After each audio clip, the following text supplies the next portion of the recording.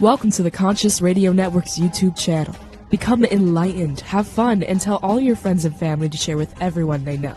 You can find us on Facebook and stay up to date on our Facebook group, or find us on Twitter, Instagram, and TikTok. Our podcast can be found on Libsyn, iHeart, Spotify, Google Podcasts, and more.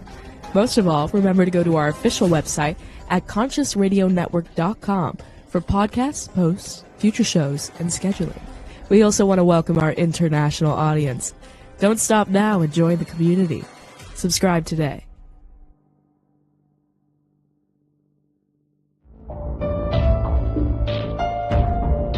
This is the Conscious Radio Network.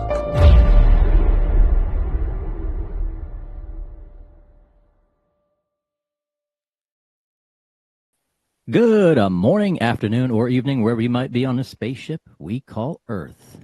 Welcome to Conscious Radio Network's weekly podcast series, The Weekly Seance. I'm your host, Reverend Dr. Paul Mekas. If this is your first time watching, listening, or seeing us on a YouTube channel, please click subscribe, like, share, and comment, and also follow us wherever you listen to your podcasts down below. Our guest today began investigating UFOs and paranormal back in 1986 when he discovered that his family, friends, and coworkers were having dramatic, unexplained encounters. Since then, he has interviewed hundreds of witnesses and investigated a wide variety of paranormal phenomena. He is a field investigator for MUFON, Mutual UFO Network, a ghost hunter, paranormal researcher, and author of 30 books and more than 100 articles on UFOs and paranormal. He has appeared on Midnight in the Desert with Art Bell, Coast to Coast, and is also the History Channel's Deep Sea UFOs, UFO Hunters, and Ancient Aliens. His research has been presented on the LA Times, LA Daily News, Dallas Morning News, and others. He has taught classes on various paranormal subjects and lectures across the United States. Let's welcome to the show for the first time, Preston Dennett. Thanks How you very doing, much. brother? I'm doing well. Hope you are too. I appreciate it. So, 86. What kind of experiences were your friends and family having? Major ones. I was shocked because these were people I love and trust. I thought I kind of felt like they were keeping secrets from me a little bit. And I understand it. I get it. I was skeptical, but my brother had a very close-up sighting. He and his two friends actually chased this craft. Wow. Down Reseda Boulevard. This is right outside of LA. Yeah. And I was close to them. I mean, it was at treetop level, right in front of their car. They passed other cars chasing it. And this was a classic saucer. Metallic, a dome on top, colored lights, the whole deal. Yeah. And chased it for 15 minutes. That was the first one I found out about. But turned out there were a lot more, in my circle of family, friends, and coworkers. Probably, some were really dramatic. My sister-in-law, she described having pretty standard UFO sighting with two friends, anomalous lights. But after I got her talking, she's like, well, I did have this one incident. I'm like, okay, what do you mean? She's like, well, I don't know if it's related to this. I think it might be. And she described how she was walking outside her home one evening. This was in the late 1970s. She lived in Van Nuys, a pretty crowded suburb of Southern California. Yeah. And it was late at night. She wanted to retrieve a shopping cart, actually, that she had seen near her home. She walked with her dog, Sarah, to get the shopping cart, and she's just trudging down the sidewalk right in front of Stagg Street Elementary School. Yeah. And there's this big spotlight in front of the courtyard. And as she's walking by, she sees what she thinks are two kids standing face to face, looking at each other.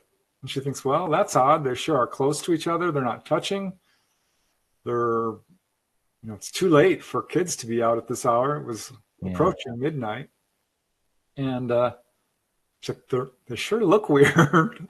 They're dressed alike. They're bald. They've got large heads. Their skin looks really white. She's thinking, gosh, are they wearing masks? It's not Halloween. What's going on? And she got right up next to them, about 10 feet away. She's on the same side of the street as they are. And she says they kind of turned and swiveled, almost as if they were floating an inch or two off the ground. Wow. And looked straight at her. And she said how she described it was like being woken up when you're already awake. Yeah. Because they were not human. And she described the typical grays, with the big head, large dark eyes, little mouth. She's an artist. She's got a pretty much eidetic memory. She really does. And she just described them all the way down to the little mandarin collars on their, and their cuffs, olive green jumpsuit. And she had never heard of grays. This wasn't really in the media at that time. Yeah. And I had, of course, checked out a few books. Wasn't a whole lot back then, but Bud Hopkins' book, Missing Time, had been published in hardback at that point. Yeah. Long before it was a bestseller. And this was before communion, right? Yes. Yep. So she's just kind of not knowing what she saw. But as she's going down the list of details, I'm like, oh my God, you know what you're describing here. This is a gray alien. And her eyes went all wide. She's like, you're kidding. I'm like, no. What happened next? She says, well, I ditched the shopping cart and I walked as fast as I could away because it was, quite frightening for her. She never saw a UFO or anything. Huh. So yeah, now, that woke me up a bit. Yeah, that would really get my attention. I put in a report just a couple weeks ago. Actually, on March 11th, I submitted a report on with MUFON, our regional office, because me and my girlfriend saw something, and it's you ain't gonna get into that. This is your story. So, but nothing like that. But now, as far as all your friends, the amount of friends and family, have they all seen the same thing, or only select members? I would say select members, but 20 to 30%. Yeah. We all know probably 20, 30, 40, 50 people. Yeah. I have a large family. We 6 brothers, 5 brothers and sisters, including me. Yeah. And so we have a lot of friends. I worked in an office with about 20 or 30 people. So yeah, I had a good sampling of people to ask. And I did. I asked every one of them. Some of my family thought I was nuts. They'd never seen anything. Yeah. But I think one that really shocked me was at work. I worked doing data entry and filing and eventually bookkeeping. Yeah. But the lady I worked next to, her desk was right next to mine. I'll call her Diane. She doesn't want her real name used. Described how she and her whole family saw this star-like object darting around. Yeah. And I'm like, that could have been a helicopter. She's like, Preston, it darted across the sky in a second. It was totally quiet. We all saw it. And I'm like, huh. Because I was still trying to wrap my head around it. And in walks Dorothy. And if you met Dorothy, you would fall in love with her. She's really outgoing, super funny, absolutely unfiltered. And she heard me talking to Diane and says, oh, UFOs. I saw one. I'm like, you did? And her story knocked me over. She was at the library with her best friend, Carol. They were just little kids. This was at the Pio Pico Library in Koreatown. And the library had just closed at 9 p.m. real quick. And they had come out to wait for their mother to pick them up. So they knew exactly what time it was, right? Yeah. And this UFO drops down from a star-like object way the heck up there, right down over the telephone wires across the street. It's a classic flying saucer, little colored lights twinkling all around it, totally silent. And they're looking at it in shock when her mom drives up. They're like, Mom, look. Her mom freaks out. I ended up interviewing all of them. Yeah. And she's like, get in the car, get in the car. And so they did. And this thing followed them home. She's like, Preston, I live 5 minutes from the library. We know how long this trip is. We do it all the time. And they got home. The UFO followed them home, right over their car. Wow. The kids are freaking out. The mom's a little bit like nervous, understandably. And they pull into their driveway and it's right there in front of the house. And so they run inside, go up to the second story to look out the picture window there. And it's there hovering, kind of looking at them, they felt. It darts back and forth, goes up at a 45-degree angle, and it's this tiny little star-like object, and it's gone. And this is when Carol turns to the clock and says, "Oh my gosh, it's 10:15. How can that be? Where did the time go?" That's the next question I was going to ask you, is missing time. Yeah, I mean, this was a clear-cut case of missing time. And Dorothy's telling me, she's like, "Preston, I don't know how to explain that." And me, I'm, newly introduced to all this. I'm like, "Dorothy, you were probably taken on board. The aliens got you." She's like, "What?" I probably wouldn't say that, next time doing an interview, but, I was young. Yeah. I found out this was all real when I was, it was 1986. I was 21 years old. So fairly young. Wow. So yeah, that was another story that okay, this is absolutely real. And people I know are seeing them.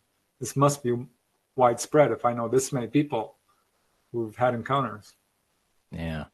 Now there's a theory that there's certain people that are selected to witness stuff like this, Right. and in different in different ways.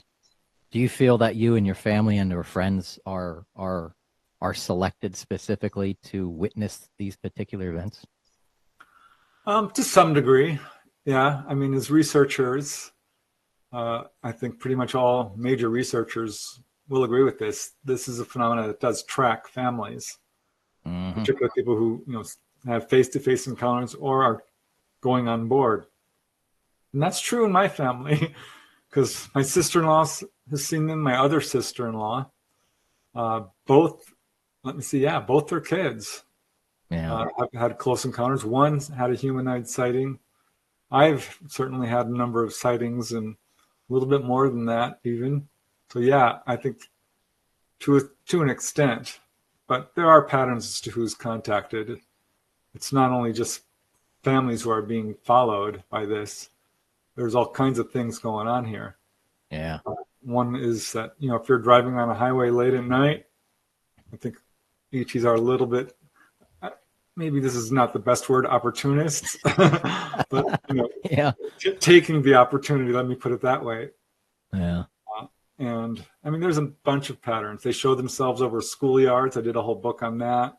Wow. Over drive-in theaters, because they do have a mission, I think a goal, to introduce their presence to people. Yeah.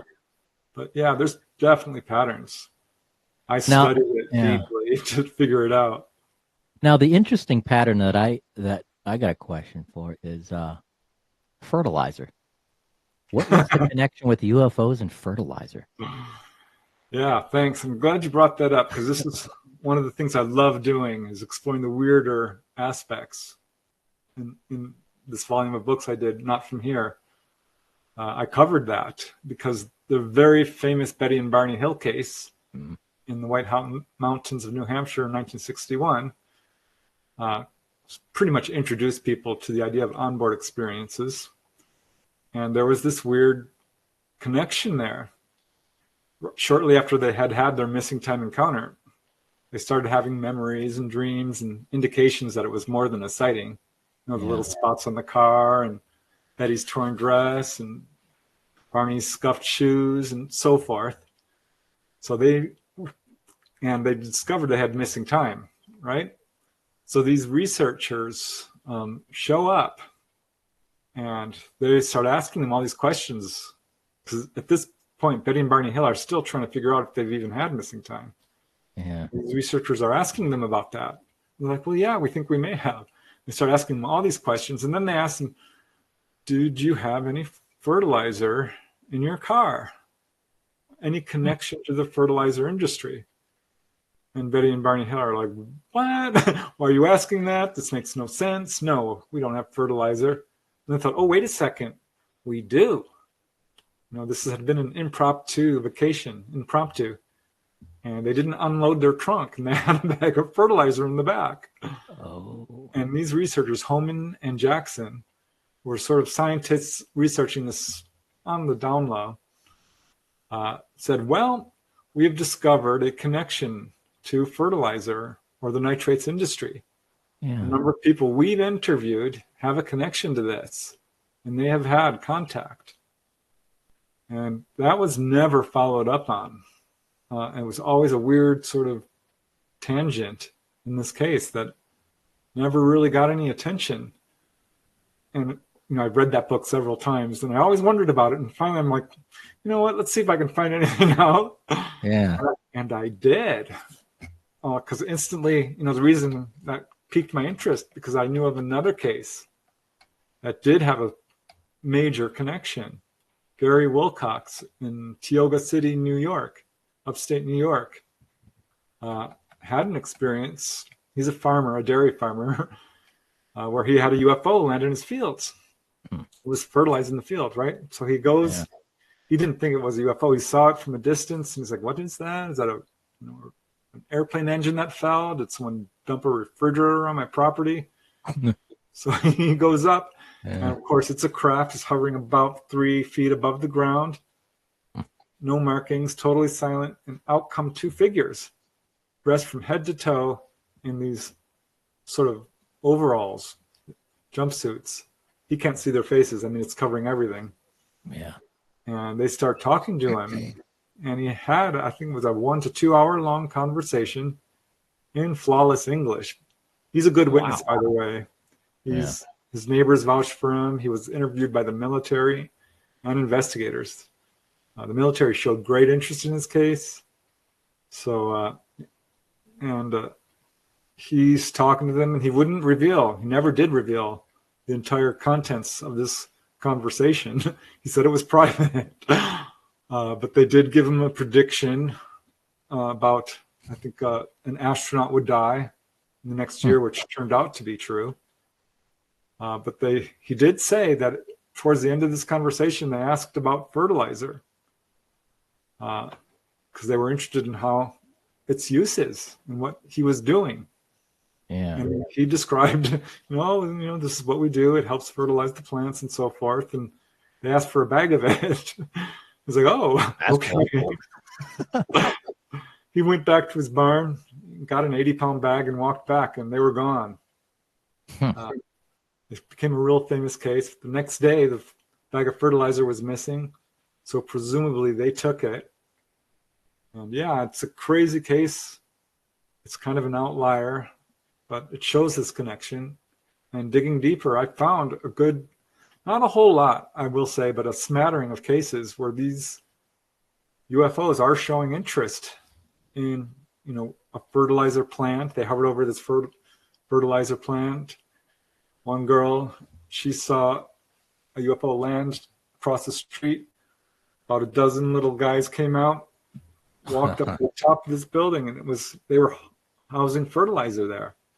Yeah. A bunch of sightings over this area where there was washout from fertilizer into the water, and it was polluting it. So I think they're watching all things closely. They're very scientific.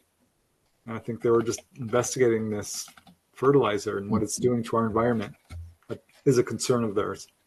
Yeah, and now that you say that makes more sense to see what we're doing in the environment. Are we taking care of it? Or are we, is it destructive, or is it something that they're interested in because, we need to fertilize our plants on the ship or something, It's like, but I doubt it's that. That's it. Yeah, because people who are taken on board do get messages, do have conversations. It's not unusual. And environment does come up very frequently. They're very concerned about us chopping down the forests and polluting our atmosphere and our water, our warlike ways too, the nuclear proliferation. They're very concerned about how we're treating ourselves and our planet.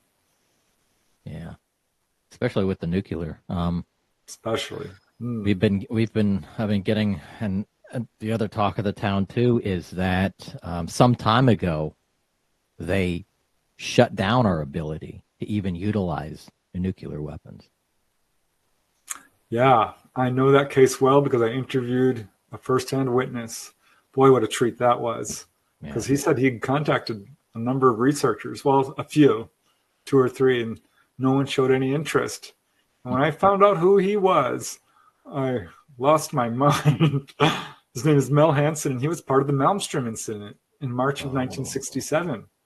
It's Yeah. probably the most famous incident of this kind, and there are many, but he was there when these objects hovered over Malmstrom, where we do have nuclear-tipped intercontinental ballistic missiles, ICBMs, and shut them down.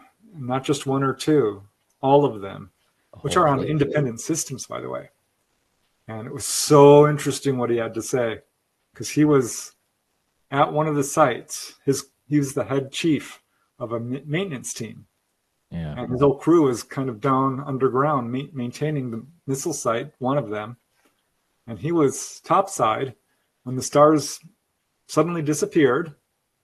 Mm-hmm. And he's looking up, so is the security guy, because it got real quiet. That eerie silence you hear about.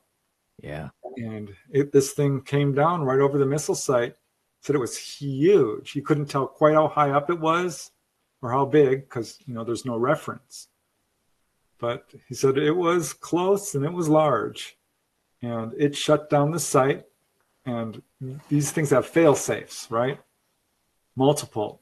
And it went back online with battery power. Yeah. And that shut down. And it went back online with a generator, and that shut down.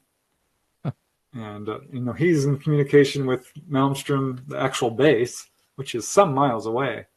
Took him 45 minutes to get there. They're like, don't get out of the Jeep, just stay there. Of course, he did get out of the Jeep. He wanted to see this thing. And they showed up like 45 minutes later and said, get out. And he had to sign a non-disclosure thing. They told him never talk to anybody, not even those who were there. We were never to discuss this. It didn't happen. And he kept that promise for years until he saw it, this incident being portrayed on, I think it was Unsolved Mysteries. Yeah. And he's like, well, I'm old. What can they do to me? I'm going to talk. Yeah. I've heard this too, and I'm sure you have. Even after the Fukushima incident in Japan, in Japan after the earthquake, and at that nuclear power site was leaking all that, radiation. Shortly after, or even before that, I think that there's been a lot of UFO sightings, and all these scientists all over the world were speculating that all this radiation that leaked out would cross the Pacific Ocean and, come offshore California, and it'd be a whole disaster. But shortly after that, maybe a week, maybe immediately, I'm not sure what the time frame was, but when they started doing radiation Geiger counting readings, it all dissipated quicker than they expected it to. That's interesting. I haven't heard that. But I have heard of the sightings over that area and others. 3 Mile Island, a very famous nuclear disaster. I found a couple of sightings right after that happened of them right over. Robert Hastings, of course, wrote UFOs and Nukes, a great researcher, which really cemented that connection in there. They're very concerned. This is an important point. Right. This is a real important point because ETs and the UFO phenomena are portrayed in the media in a very fear-based way. And like, oh, this is scary. They're hostile. They're going to take over. I don't think so. The Malmstrom incident, they could have shut those down and taken them away and rendered them inoperable, and they didn't do that. It was just a little slap on the wrist, a message saying, what are you doing? Yeah. And the fact that, people are getting these messages about warnings, and I've investigated many cases of healings. This is not a nefarious phenomena. They do have our best interests in mind. They're our friends. And I think this is easily demonstrable if you just look at the actual incidents without this wild, fearful speculation. Yeah. This is good news for us, the UFO phenomenon.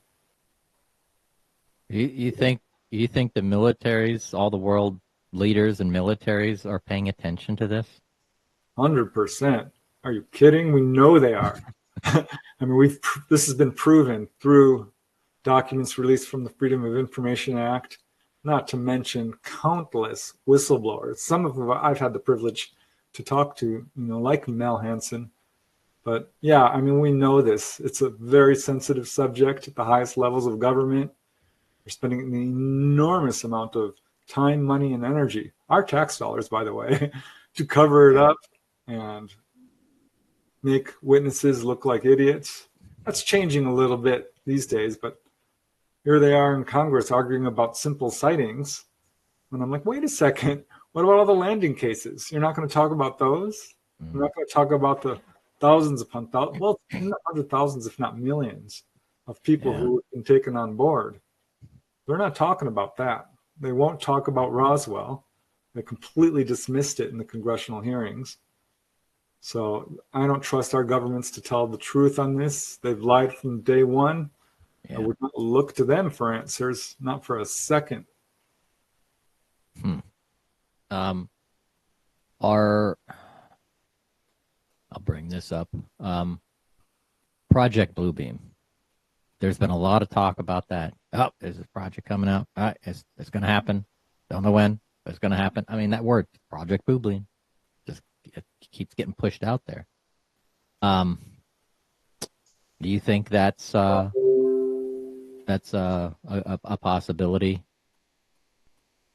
In terms of a fake alien invasion, I'm concerned. Absolutely. Because they do seem to be, remember those, this year, or with the, the balloons and the UFOs being shot down. No, those weren't UFOs. We do not have, and I say this for a number of reasons. First of all, they weren't acting like your average genuine UFO in terms of darting around, sweeping across the sky at 1,000 miles an hour, stopping on a dime, dropping down. No, what the so-called observables. Second, we don't have the ability to shoot them down with a missile. They can fly circles around our missiles, our planes, anything we've got. And really, they're going to start shooting them down now after 80 years. And then would they actually even tell us? No. I don't think so. Yeah, I'm very concerned that that's propaganda leading up to, a fake ET invasion, which they, scarily enough, probably could pull off to a degree. I don't think it'll be successful. I think people are wiser than that. I'm a little bit of an optimist here, but I'm concerned because from the reports coming in, our governments, the secret government, the shadow government, does have ET technology, does have craft that can mimic UFOs. I believe it. Yeah, the TR-3B is often mentioned, the triangular craft, but there's a number of them, and it's very concerning. And I think there are ways to tell. And one is, you've heard of MILABs, military abductions. Yeah. I think these are obviously military, negative, a propaganda tool to sort of put the fear spin on this phenomena. And I think it's leading towards this possibility of this fake alien invasion.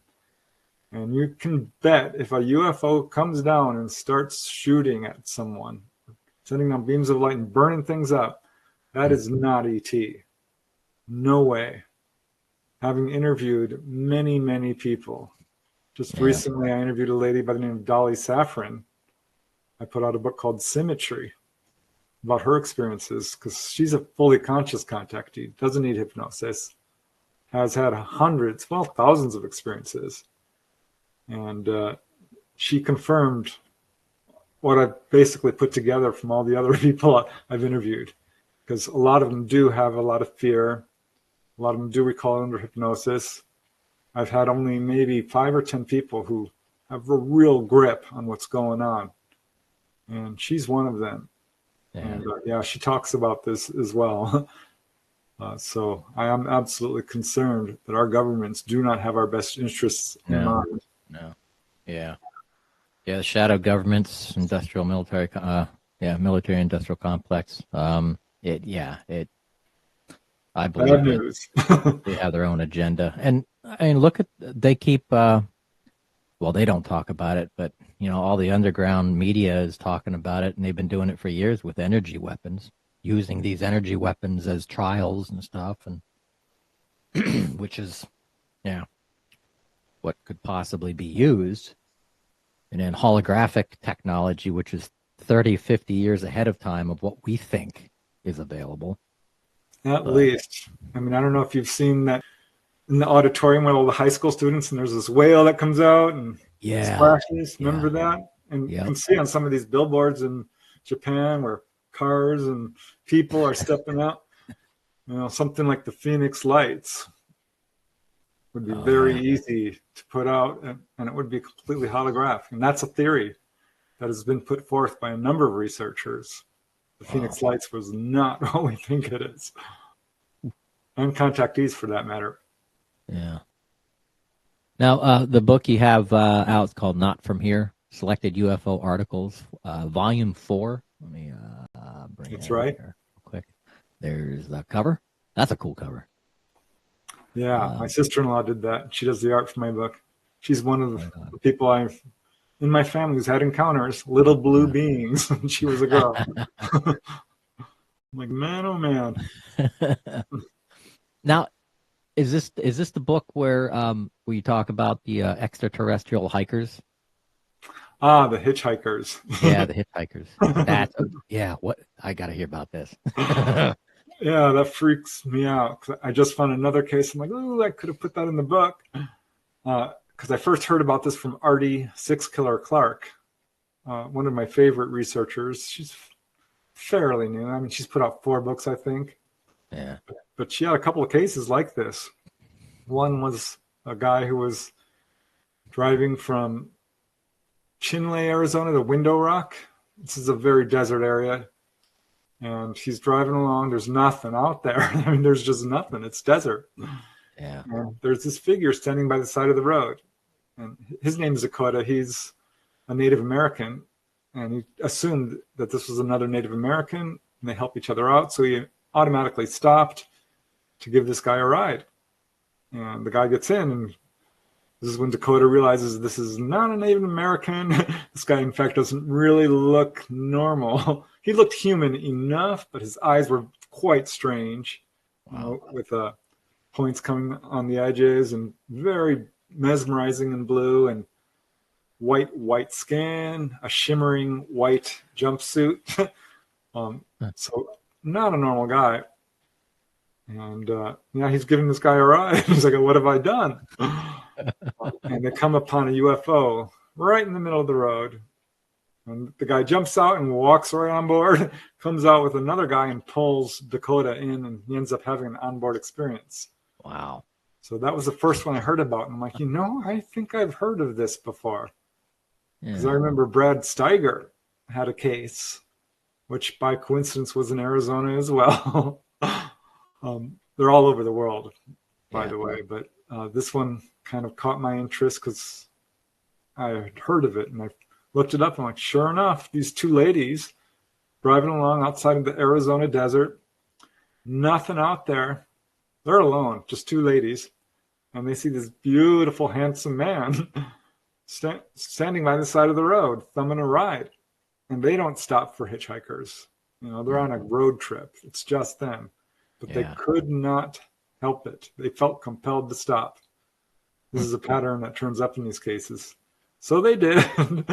And this guy sits in the back seat, starts talking in a sing-song voice, saying, don't worry, everything's fine. There's no reason to be afraid. And they started to feel a little strange, entranced almost. Yeah. And the car rose up off the road and whoosh into a UFO. Had a just long involved onboard experience. And this is the UFO car lift case, correct? No, this just happens to tie up into that. This is I mean, it's both, I guess. Yeah. The car lift cases are different because people don't aren't usually taken on board, but they were in this case and got set down. They called their family. It was like, "Where have you been? It's been 5 days." Wow. 5 Yeah. days? 5 days. Oh. And if I could tell one more hitchhiker case real quick. Yeah, absolutely. Because this one is probably one of my favorite. This guy's on his way to work. This is in Peru. I believe it's Peru. And it's early morning, and he sees this little guy standing by the side of the road asking for a ride. And he's not going to stop, but he feels compelled to, like often happens in these cases. Yeah. And you can always tell these guys are ETs. There's ETs among us, right? Walking among us. They usually have 3 sort of things that you look at. They look strange, they're dressed strange, and they act real strange. Yeah. And this little figure fit all 3 of these, because he gets in and he's got 6 fingers on each hand. He's super short. He's got bubbly, kind of frog-like eyes, real dark skin. His clothes are weird. He's like, "Where are you going?" And he just points ahead. So all these strange details, never would speak. The guy's freaking out, but he has no choice. He doesn't, can't seem to be in complete control of his faculties. Yeah. Rides with this guy for, I don't know, a few miles. It wasn't really specified until he motioned to stop, and so he does. And this little figure gets out and walks out. And again, there's nothing out there. This is just a rural area, not desert so much, but no civilization. So another hitchhiker case. And I found about a dozen, and just recently another. So drives me crazy when I hear this stuff. Yeah. Are there well, when I was talking to the investigator last week from MUFON, he was mentioning me too, the cases here in Florida are starting to really pick up. I mean, and normally they're quite, consistent, but we've been getting a lot of cases here in the state of Florida as well, being close to the ocean on all sides. So, yeah, Florida's pretty active. There's a lot of activity there. But I think a lot of what people are seeing now is honestly government. I really do. Unless you see one of these things real close and ETs are coming out, I'd be very wary. Because I don't know. I mean, there's a number of reasons. We can get into it. But because there's where I'm at, pretty much geographic center of the state. So you've got an Air Force base to the north, to the south, and to the west. And that's what I was telling the investigator. And I was like, I don't hear anything at night. I mean, sometimes if we do have military activity, you'll hear the choppers, fly by, or aircraft fly by north to south. But other than that, but now, do you see the cases? Do you see a surge of cases now than you ever did before? Or is it just remaining, or is it just plateaued? As far as I can tell, personally, no, it's gone way down. Really? Wow. Actually, there was this real big surge in 2020, and it was pretty active. I mean, it doubled, quite literally doubled, and then it did a steep decline. Yeah. And I wondered about this, and this is when I was interviewing Dolly Saffron, and she says, "Listen, they've left." I'm like, "What do you mean they've left?" She says, "The ETs have bugged out." What do you mean? She says, "Well, here's the thing. Our magnetic fields are collapsing on our planet. We're having major sunspot, or CMEs, coronal mass ejections. We're in a real sticky situation right here in terms of the stability of our magnetic fields." Yeah. This is why UFOs crash, because they basically ride the magnetic field lines. And Dolly says that they've left. And what people are seeing now, for the most part, 95% are government. There are some ET drones. That's pretty rare. Mm-hmm. And I started looking into it. She's like, beware the triangular craft. Those are government. And I went through all my files. I'm like, wow, I have very few people who were taken on board a triangular craft and saw ETs. Yeah. So, I mean, this is just something to consider. I think if anyone would know, she would. And I'm hearing this from other people. So we really need to start paying attention to the science of what's going on. I mean, you can look this up online in terms of the dangers of coronal mass ejections and how they could knock down our entire grid. Oh, yeah, another Carrington event. That's something we definitely don't want. Yeah, but we're looking at it, and I think our government knows it. Yeah. And I think that slight uptick we had in 2020 was because of the global shutdown. I mean, we didn't have activity. We didn't have, everything shut down, not the power or anything. But I think because of, they're connected psychically to us. They're going, where is everybody? Where'd everybody go? So that probably drew their attention. And then they were like, all right, back to normal, right? And then off they went. So. Yeah, well, there's a lot going on that if you do your research, it's pretty darn amazing. Yeah, I think that's partly it. That there was a lot of people at home and going out at night and looking at this stuff. But honestly, this is when they started leaving the planet. Yeah.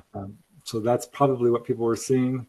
And there's a bunch of cases that point towards this. I mean, I'm going to have to get Dolly on here and we can discuss this in detail because she will lay it out for you in black and white. Yeah, absolutely. Yeah, if you can maybe set up a show all three of us are on, we can kind of discuss it, talk about it. I'm sure she would like to because she came forward for precisely that reason. She feels people have the right to know the truth. She stayed that might be something I can put up on our Rumble channel. That would be awesome. That's our uncensored channel. So good. Yeah. Well, she came forward because she was so dismayed at the huge amount of misinformation and disinformation and fear-based portrayals. Yeah. That's not how it is. I'd already come to that conclusion real early on in my research. The first year I was like, my gosh, what is going on? But my first book was UFO Healings. It covered 100 cases. And that's when I realized, our media is lying. Our governments are lying. This is not bad. Yeah. It's an onboard experience, while it can be very scary, is a very healing event. It's a very spiritual event. People are woken up spiritually. They get all kinds of amazing messages. It's not as it's being portrayed in the media. Yeah. And frankly, some researchers out there who are major and well known, I don't trust them at all. And I think they're lying. I think they're probably paid because I can't prove it, but I think they're paid disinformation agents. Mm-hmm. Yeah. What are your thoughts on CE5 events, whether they're public or private? Because my last discussion on this, we had a whole show on it, and we were like, well, we got to be careful with these CE5s because we don't know who we're contacting. Well, I had a guy I interviewed recently for my upcoming book. He mentioned that. He's like, when people are doing CE5s these days, you could very well be setting yourselves up for, a basic government stunt, part of Project Bluebeam, if you will. Yeah. But I've done CE5s in the past. In the mid-1990s, I joined CSETI, Stephen Greer's group, where we called down UFOs. And we had a little LA group, a core group of about 10 of us. But there was 20 or 30. But I was always out there with these guys. And we had some amazing sightings. I mean, we had a sighting on the first night and the second night. Wow. And would have them pretty regularly, mostly anomalous lights, sometimes communication, in terms of, lights blinking back at us and stuff. Yeah. But yeah, it absolutely works. I've done it with people. I brought Encounters, the TV show, out, and a UFO showed up. I brought the Learning Channel out, and a UFO showed up for them too. Just recently, this is kind of funny. I got called by the TV show Keeping Up with the Kardashians. Yeah. And they're like, Chloe wants to talk to you about UFOs and possibly calling them down. So we did a little Zoom call, and I told her, yeah, CE5s, they do work. Let's go outside. She lives in Malibu. It's a huge hotspot. And they did have something show up. They went running back inside and screamed, "Take Preston, don't take me." Hey, Chloe. I heard there's like a base out there in the off the coast somewhere down. I saw some pictures about it. There's a possible either alien or military base out there in the ocean because they saw this like weird formation off the coast. I know what you're talking about. I've studied it intently. I wrote a book about the activity there. Yeah, that's the Malibu anomaly. And I believe it probably is an artificial structure for a number of reasons. There's a lot of debate about that. Skeptics say, no, it's a natural formation. It's at an earthquake fault called Sycamore Knoll.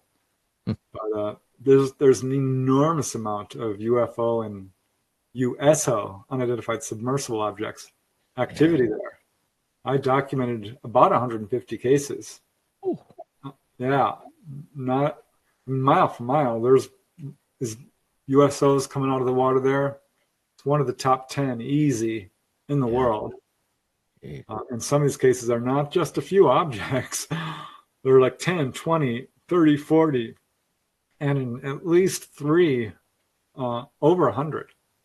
Wow. So, yeah, and that almost never happens. There's maybe 10 or 20 or 30 cases that I could find in the literature involving that large of number of objects seen in the sky at one time. Yeah. It does happen, but it's not super common. So there's something going on there for sure. Yeah, there's quite a place here in Florida, Gulfport. Is it Gulfport? Yeah, Gulfport, Florida. A lot of activity there for off the coast there on the Gulf side. Yeah, Florida. Wait, no, not Gulfport. Gulf Breeze, Florida. Gulf Breeze, yeah. Yeah. Florida's top 10 in terms of the activity. And I wrote UFOs over California because that's where I was based. That's one of the early books I wrote. Yeah. California is the leading producer of reports in the U.S. Oof. And I did a number of other states as well because I just wanted this to be taken seriously and documented.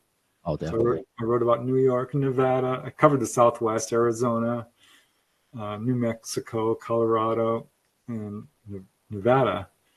But someone asked me, why don't you do Florida? I'm not touching Florida.